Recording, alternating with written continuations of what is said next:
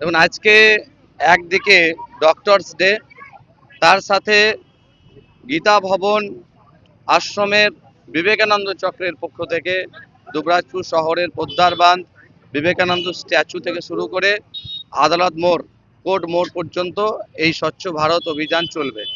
আমি প্রথমেই গীতা ভবন এবং তার সাথে সম্পর্কিত যারা বিবেকানন্দ চক্রের সাথে যুক্ত আছেন, যারা গেরুয়া বসন পরে সেই সমস্ত ভক্তদেরকে আন্তরিক শুভেচ্ছা এবং অভিনন্দন জানাই।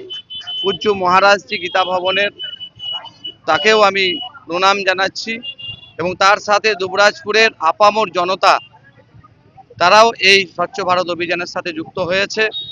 আমরা প্রত্যেকটি মানুষকে বলতে চাই, স্বচ্ছ ভারত অভিযান কোনো একটা কার্যক্রম নয়, কোনো একটা দিনের কাজ নয়, এটা প্রতিদিন প্রতি মুহূর্তে।